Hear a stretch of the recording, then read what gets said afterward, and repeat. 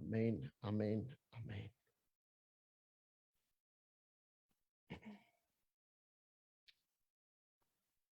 Because the Torah is not just concerned with rituals and spiritual practice, we also have rules around civic and communal life. So our sacred text offers us rules about war.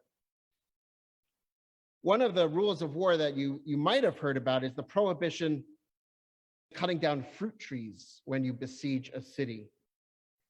And it's a prohibition in Deuteronomy that both lays a textual foundation for environmental ethics and sustainability, but it's also one that we see continually violated today.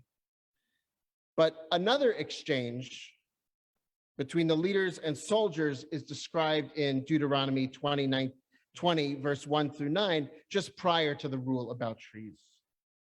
And the text describes this: when you take the field against your enemies, and you see horses and chariots, forces larger than yours, have no fear. For Adonai, your God, is with you, who brought you out of the land of Egypt. Before you do battle, the priest will come forward and address the troops.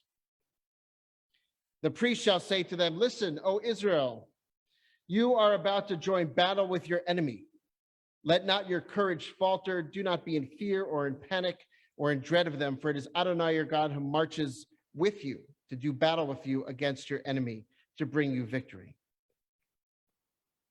But then the priests address those assembled with some questions.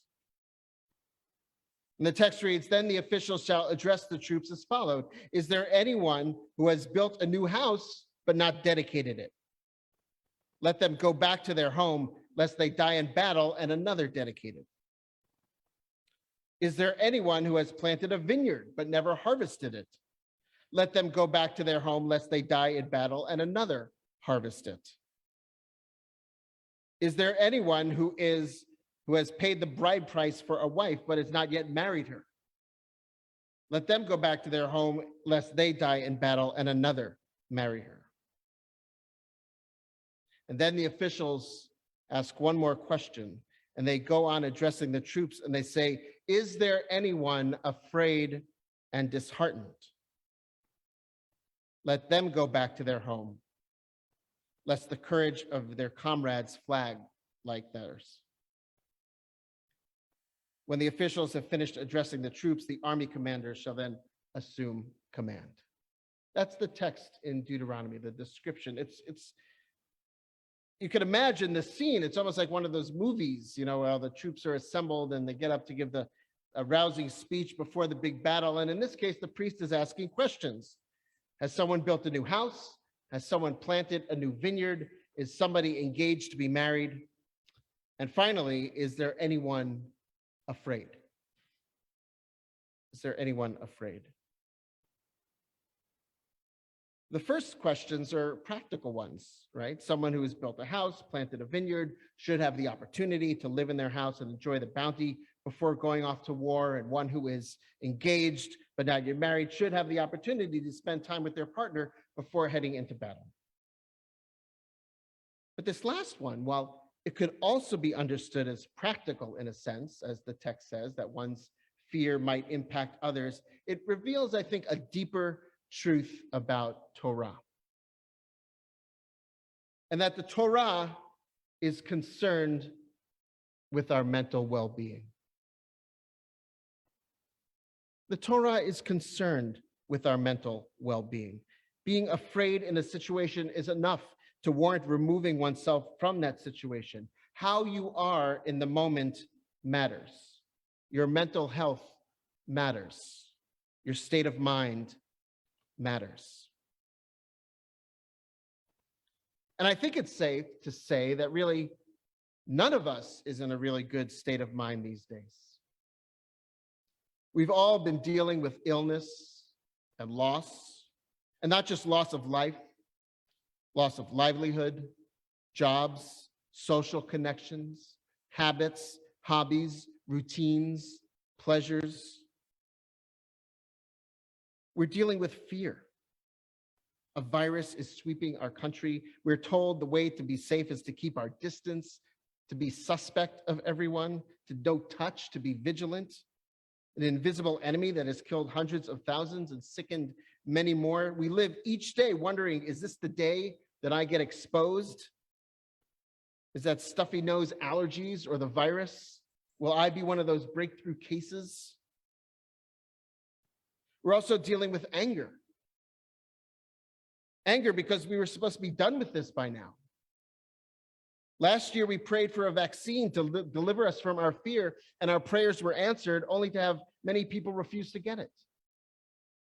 Variants are spreading, and those who have chosen to get the vaccine are angry with those who chose not to, and those who chose not to are angry at those who are seeking mandates, and it goes on and on. And we are exhausted. It has been a long year and a half of living with the virus, and I will admit I was a bit disheartened going into the high holidays this year. Struggled with motivation. Last year, when we knew we would need to be separate and do things differently, it was a challenge, but there was also an element of fun and creativity. It was new, so we made videos, we moved Yisker to the cemetery and Ne'ilah to the parking lot. We blew shofar from a boat in Bud Inlet. But then we could not imagine that we would be back here again, that it was an anomaly, and that we thought we would be back to normal in a year's time. But it's not to be so. And this year, it felt like there were even more factors to juggle. Do we meet indoors but limit attendance? How do we choose who gets to come in and who must stay out? Do we limit to the vaccinated only? And if we do, are we okay excluding families and children? Do we hold multiple services? There is no good answer. Nothing that will make somebody, everything will make somebody unhappy. And that fact alone makes this such a difficult year. Fear and anger and exhaustion. We thought we knew how this would end. Now we have no idea how it will end. Is there anyone afraid and disheartened? Let them go back to their homes, as the priests in the Torah. We all want to go back to how things were.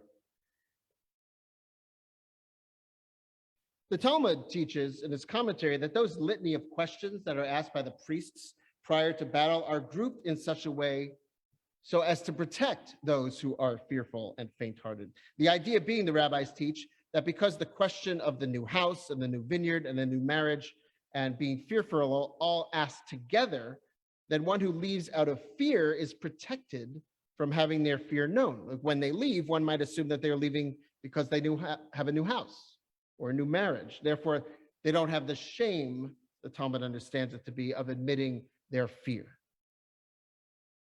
On one hand, it's a beautiful sentiment of concern, much like how in our Yom Kippur liturgy, we all recite the Ashamnu and the Al-Chet, the two litanies of sins, all together in the plural. By doing so, we affirm that collectively, everyone has done everything, right? And by all of us reciting it, we give cover to what we have actually done as we speak the words, so as to protect from any embarrassment or shame, or at least having to answer and share when one does not want to. And yet, at the same time, we shouldn't have to hide our emotions behind a false cover, a false smile, or a pat answer. We are not okay. And it is okay to not be okay. And it is okay to let someone know that you are not okay. If we cannot be real with each other, then we are unable to access what it is we truly need right now, what will allow us to transcend and work through this challenging time and these challenging emotions, and that is genuine human interaction and trust. Time and time again in our Torah, we hear the words, Hineni, here I am, a response to a call. God calls Abraham to sacrifice his son Isaac, a trial, a test, and Abraham responds, Hineni. Jacob calls to Joseph to go out to see his brothers, a journey that will set in motion a chain of events that leads first to power, and then to slavery, the story of a people. And Joseph says, Hineni. God calls to Jacob in a dream to bless him and confirm that he is the inheritor of the covenant and will be the head of a new family and people, and that he should not be wary of going down to Egypt. And Jacob responds, Hineni. And God calls to Moses at the burning bush, revealing his true identity and charging him with starting a movement and liberating a people. And Moses replies, Hineni. Hineni, here I am. It is a word our rabbis teach us is a word of anava, of humility, and zerizut, of eagerness. It is a word that means I'm ready for what is next, spoken by those who present themselves for a grand mission. It is a word that we can echo as we stand here on this day to say, Hineni, I am ready for what the year brings, for the work of teshuvah I am required to do, for the acts of tikkun olam, repair of the world that I must commit to. But that is not the only Hineni that is expected of us now, that what is needed from us now. What we need is not the Hineni that responds to a higher power, the Hineni of, here I am, I'm ready, willing, and able. What is my mission? What is my calling? What we need now, what we truly need now, right now, is the Hineni that is not the response to a higher power, but is a response to each other, a response to a call for help. The Hineni that says, not here I am, but I'm here. I'm here. I'm here for you. I'm here for you in your suffering. I'm here for you in your fear and your anger and your exhaustion. I'm here. This fall, I've decided to do a unit of CPE, Clinical Pastoral Education, at Providence St. Peter Hospital. This means I'll essentially be a chaplaincy intern for the next several months, having regular hours at the hospital, as well as learning more about pastoral work with a cohort of other learners. CPE is often done by seminarians during their schooling, or clergy earlier in their career, or folks looking to make a career shift into full-time chaplaincy. None of those really describe my interest. I'm doing it to learn and to grow in my role as a rabbi, and I've kind of wanted to do it for a long time, and because of certain things falling into place, now is a good time. But the other thing that motivated me to do this now is the coronavirus, is the pandemic, it's COVID. We are hearing about how hospitals are full and stretched thin because of the pandemic. If perhaps I could play a small part to help alleviate the stress and the strain, if just from an emotional and spiritual sense, that's something I'm feeling called to do right now, because COVID is putting a strain on healthcare, not just because of the virus itself, but because of everything else. All those normal illnesses and causes for hospitalization are all happening at the same time. Our system is stressed. And also, as you may know, Johanna was in the hospital earlier this summer for a bacterial infection unrelated to COVID that caused fluid buildup around her lungs. She required surgery and chest tubes to remove the fluid while she was fighting an infection caused by an unknown bacteria. And one of the hardest parts of this ordeal is that because of COVID, visitation was restricted, and I could not be with her in the hospital. She was all alone. Every single patient in that hospital was alone. You know, it's only when the visitation is restricted that you realize how important, how crucial it is to have family and friends and visitors in the hospital. One, for the emotional support, having someone by your side during a difficult time lifts us up and aids our healing. We need to be near people who love and care for us when we're going through something difficult, like illness. And on a more practical level, perhaps, having other people nearby provides the support for communicating with healthcare providers, someone else to absorb information or ask questions and convey concerns, and sometimes to inform the rotating providers with information about the patient, which can sometimes be impossible for the patient to do themselves. I had this realization this summer while going through this. It is astounding to think that aside from all of those who died because of COVID, how many more died? For one, because they did not have adequate health care in a stress system, and especially because they did not have that practical and emotional support, that companionship that is so necessary to our healing. COVID, we must remember, impacts so much more than those who are sick with that particular virus. And because of COVID's impact this past summer, we were denied that desperately needed opportunity to say, Hineni, I'm here for you. I am present. I am by your side. And it is something that when it is denied, we realize how much we need it. The importance of showing up for one another during a time of suffering cannot be overstated. We need others to lift ourselves up and to hold us during difficult times. There's a beautiful story in the Talmud about this, about Rabbi Yochanan and his student, Rabbi Chia bar Abba, fell ill. So Rabbi Yochanan went to visit him and he said to him, do you desire to be ill and afflicted? And Rabbi Chia said, understandably, no, I neither welcome this suffering or any reward that might come from it. So Rabbi Yochanan said to him, give me your hand. Rabbi Chia bar Abba gave him his hand, and Rabbi Yochanan stood him up and restored him to health. Similarly, the Talmud goes on, Rabbi Yochanan fell ill. So Rabbi Hanina entered to visit him and said to him, do you accept this suffering and illness? And Rabbi Yochanan said, no, I do not. So Rabbi Hanina said to him, give me your hand. And he gave him his hand, and Rabbi Hanina stood him up and restored him to health. Now the Talmud, the Gemara asks maybe an obvious question. It says, why did Rabbi Yochanan wait for Rabbi Hanina to restore him to health? If he was able to restore his student, why couldn't he just heal himself? And the Talmud answers, a prisoner cannot free themselves from prison.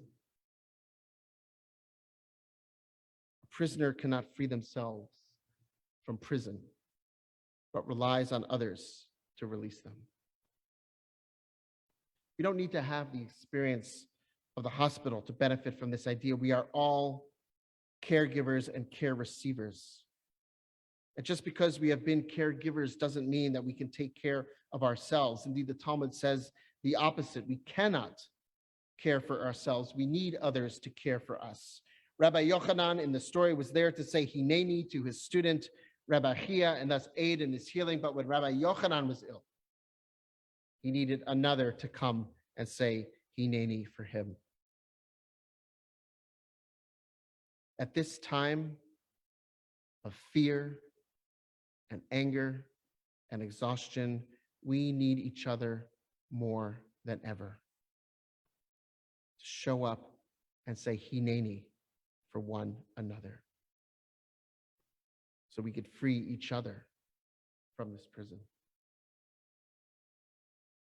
I don't feel I could stand here tonight and tell you not to fear, and tell you not to feel angry, or not to feel exhausted, or what Judaism says about fear and anger and exhaustion and how to engage with these. No, I don't think I could say that. Indeed, I would say perhaps to an extent, fear is good because it allows us to be safe, to protect ourselves and each other, to take risks and do hard things. Anger is good because when it is well placed, it motivates us towards positive change, to identify problems and energetically work towards solutions. Exhaustion is good because it reminds us of our need to rest. And with rest and stepping back comes perspective. and the ability to see things in new ways, and self-care, and the renewal to keep going. So I don't want to tell you to not fear or feel anger or exhaustion. I can't. We can't automatically take it away. It is where we are right now. But what we can do, like the Torah instructs us in that passage about war, what we can do is that we can share it. We can express it. And to those who express it, we can accept it and affirm it and support each other through this challenging time that we are all going through. We can live into compassion for ourselves, for our struggles, and compassion for others because our struggles are mutual. We can show up for each other. So I invite you to think, one, have you taken it easy on yourself, taking the time that you need? And two, have you shown up for another? And as we begin again to ask, how could I show up for others this year? The text, the phone call, the Zoom gathering, they are needed more than ever. Are you prepared to turn to another and say, Hineni, I'm here? It's not easy. This showing up for each other requires trust. And one of the ironies of this time is that we are in a place as a society where we trust each other less. We trusted everyone to get the vaccine and to bring us out of this pandemic, and yet it hasn't happened. On the national level, we're seeing differences beyond policy, but a deeper distrust in the other side's loyalties and interests. And it's also interesting to think that so much of the arguments around vaccination and freedom are rooted in trust or lack of trust. I want to make choices because I don't trust the CDC, or I don't trust the government, or I don't trust the news media, or I don't trust pharmaceutical companies. But it is only through trust, which in Hebrew is bitachon, that we will be able to make it through this together. And trust is built on compassion. Rabbi Bachia ibn Pakuda, in his 11th century text, Duties of the Heart, teaches when somebody knows that their friend has compassion and empathy for them, they will trust in this and be at peace with regard to troubling them with all of their matters. Trusting in ourselves and others to be there for us, to support us, to love us. This is how we build relationships, and this is how we make it through. This is how we are able to live with the fear and the anger and the exhaustion, whatever else we are feeling at this time. This is how we will make a better future. Trust is reciprocal. So if we offer it, we will hopefully receive it back. So we must say, Hineni, I'm here, and build that trust. In the story that we read last week at Rosh Hashanah, which I alluded to earlier, God calls Abraham to sacrifice his son Isaac. And Abraham answers, Hineni, here I am, I'm ready. He also answers Hineni when the angel calls out from heaven to stop him from doing it. But again, those are not the Hinenis right now that we need. Also in the story, as Abraham and Isaac are walking up the mountain, Isaac notices that they have the wood, the knife, and the fire, all of the elements of the sacrificial offering except for the sacrifice itself. You can imagine what Isaac was thinking at that moment. And so he turns to his father and he asks him why. And when he calls out to him, Abraham, my father, Abraham says, Hineni. Hineni. This is the Hineni that we need right now. The Hineni that is not an answer to an outside power, but the Hineni that is an answer to one closest to our heart. The Hineni that says, I know you are scared. I know you are anxious. I know you don't know what is happening, but I see you. I am with you. I am here. As Rachel Naomi Remen writes, understanding the suffering is beyond me. understanding the healing is too. But in this moment, I am here. Use me.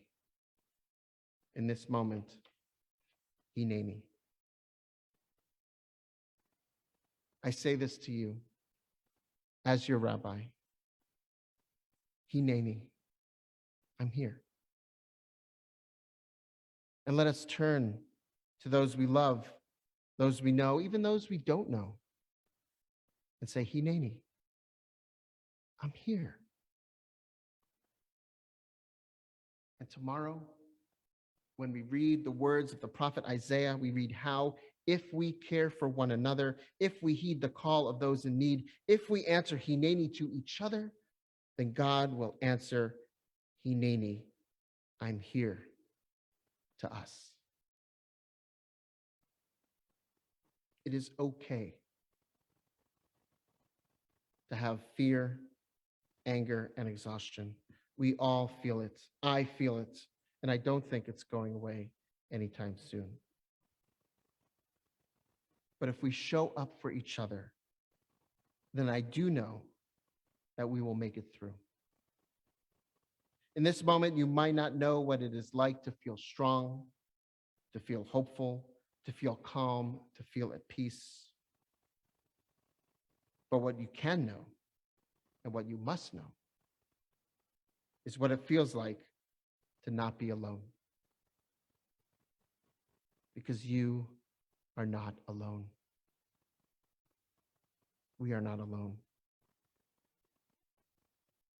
And at the heart of it all, that is what matters most. Hineni, I'm here for you. Hinenu, we are here together. Together. And with that, we can move forward.